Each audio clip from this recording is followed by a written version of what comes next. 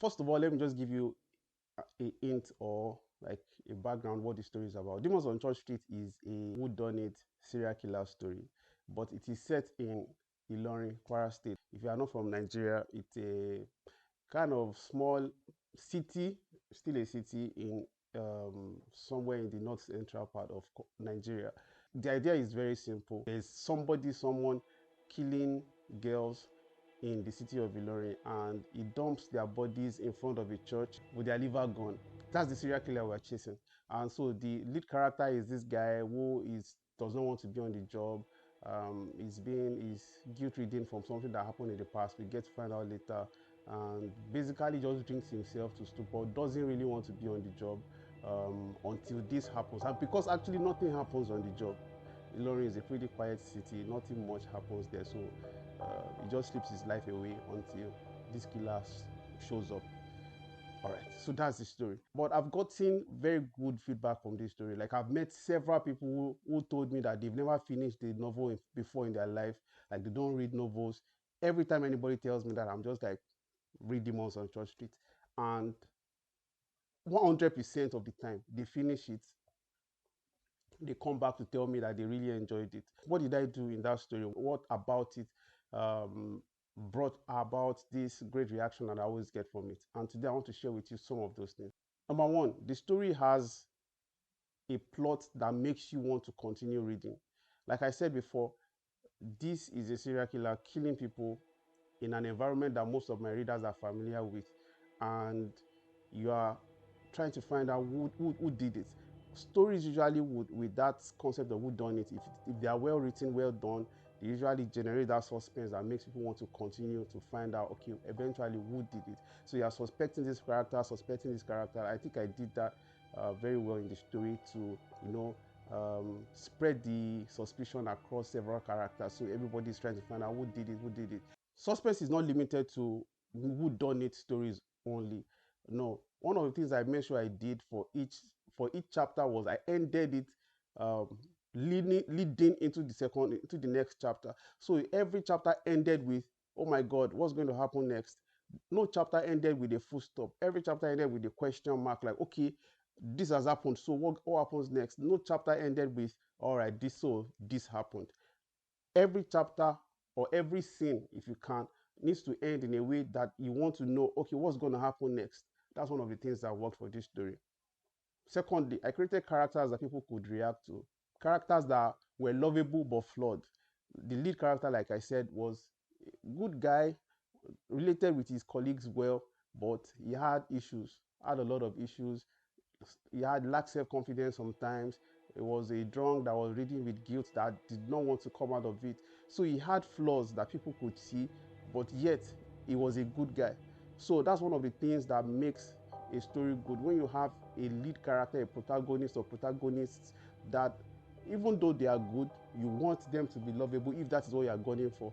But then they have flaws that everybody can. So they are human. Everybody can relate to them. I might not be an alcoholic, I may not have this issue. When he messes up, he's supposed to stop drinking and still goes ahead to drink again. You can say that, why did you do that? But you feel for him because you know that you are human. You too, you have made those kind of mistakes before.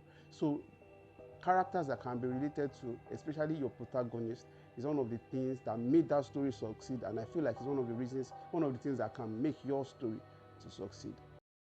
The protagonist had a clear goal. Somebody is killing people, you need to stop the person.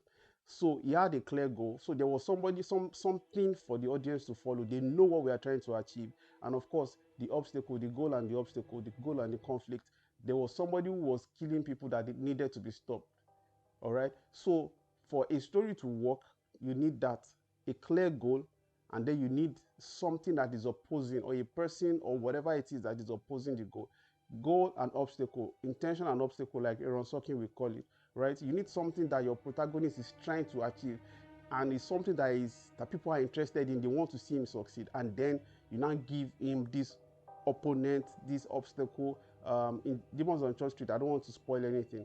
The antagonist was matching him and even surpassing him at points. So like everybody knew that, wow, this is something difficult, something that will take some time for him to achieve, and ultimately where you find out if he achieved it or not. But I'm saying that giving him that goal and then putting a tangible obstacle in front of him was one of the things that kept people reading and kept people following the story till the end.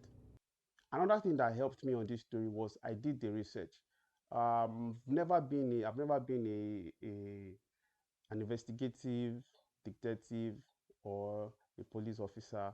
I've never encountered or investigated a dead body. So I've encountered a dead body, but I've not investigated a dead body. So I wouldn't say that I know how these things work, but I read about it. There are some things in that story that I needed to go technical about. I don't write what I don't know, so I try my best to avoid things that are too technical that people will call me out on. But the few things I knew that okay, I had to be technical about this. I went to do my research. I don't know any detective that investigates murder in real life. I suppose I could go to the police station, but I don't know anyone. So I relied a lot on Google to read things, to read articles, to read expert opinions on some things, and then I was able to apply them. I remember that there was one chapter I read. One of my big brothers is a medical doctor. He chatted me up after he read the chapter. I was like, yeah, nice research there that he saw because he understands this stuff. So he saw some of the things I put in, and yeah, that was nice research. Now that will not work for everybody. Not everybody cares about some of those little details. But people that know, when they see it, they like, this person put in some work into this. So that was a very good one. And he helped me. He helped me. He helped my confidence. He helped me expand. He gave me ideas on what I could include in the story. Finally, I got feedback as I was writing. So when I initially wrote the book, I wrote it as a series on my blog back then. And I had a friend, Queen. Shout out to Queen. Queen was reading and giving me feedback. So I was sent to her before I post. She would read it, give me feedback. And of course, because I was posting every week and I did that for 20 weeks, I think, I was getting feedback from the people reading too. So there was a time I was reading, Queen told me, all right, you need to start wrapping this up, or you need to pick this up. The pace is dragging, so you need to pick it up. So I was getting those feedbacks, and or at the point where I think there was one point where people started suspecting a character, and so I leaned on that. Of course, the character they were suspecting was not the real killer, so I just leaned into it, pushed all of them to the point that they were so convinced that that was going to be the person, and then of course they were wrong. I got those feedback. I don't always have that because there are some stories that I don't post online. So, but this one I was posting online, so I was getting people's live reactions to the story. It helped me. So, but for you, you may not be posting it online. You're just writing by yourself. It's very important that you get somebody or some people to read what you are writing.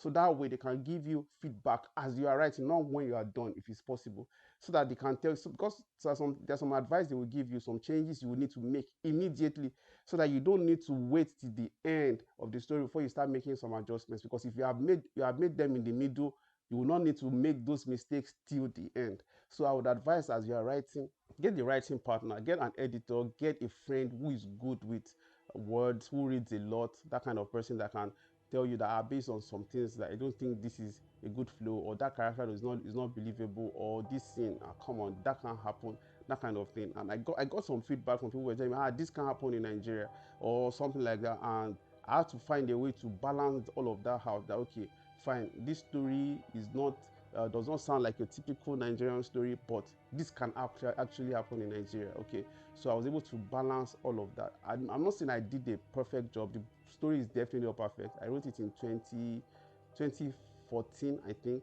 This is 2022. So I've grown as a writer. So reading it right now, I can see some flaws in the story. But I'm saying that up till last year, I still had somebody who said they've never read enough, and I gave it to them. They did read it and they finished it. So that means till now it still works. So these tips I've just said here are basically things that can help you.